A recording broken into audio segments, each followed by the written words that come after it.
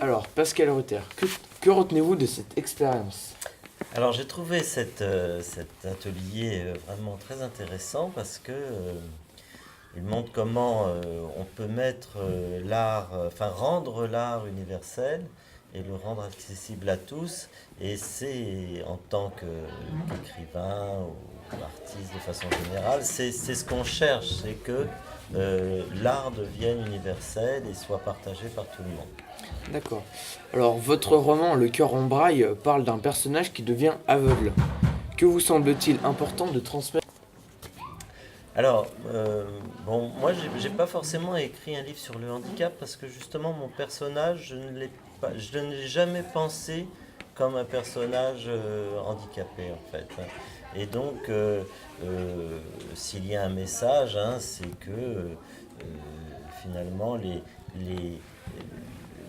la vie est plus forte que le handicap. Alors, en 2 mots, qu'est-ce que l'audiodescription? Alors, l'audiodescription, c'est un procédé qui consiste à décrire les images d'un film, que ce soit une fiction ou un documentaire ou un court-métrage, à l'attention du public aveugle et malvoyant. Donc, c'est de retranscrire en mots toutes les informations visuelles qui sont contenues dans les images. D'accord. À travers votre association En Aparté, qu'est-ce qui vous semble important de transmettre pendant les séances d'audiodescription? Alors, pendant les séances de description, pendant les ateliers que l'on propose, il y a 3 axes sur lesquels on a envie de travailler.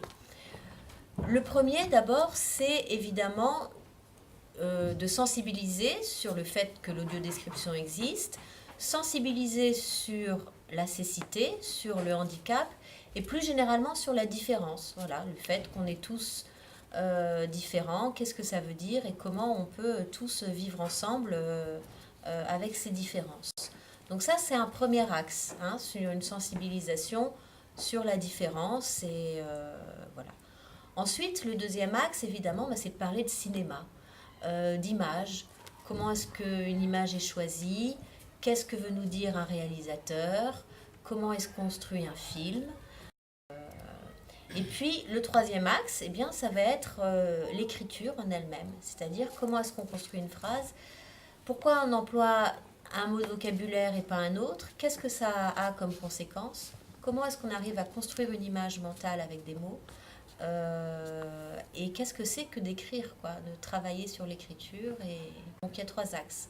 La différence, le cinéma et l'écriture. Alors, Alexandre et Juliette, que retenez-vous de cette expérience?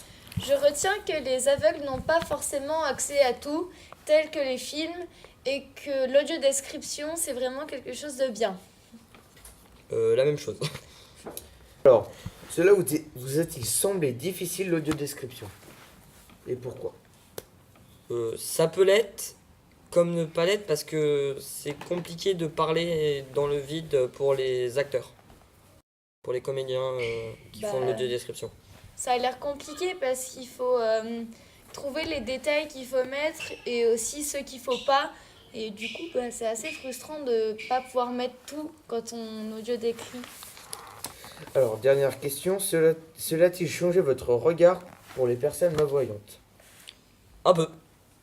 Bah oui, un peu, parce que c'est vraiment qu'on se rend compte qu'ils n'ont pas vraiment accès à tout comme nous, on voit. Par exemple, les films, des choses comme ça. D'accord.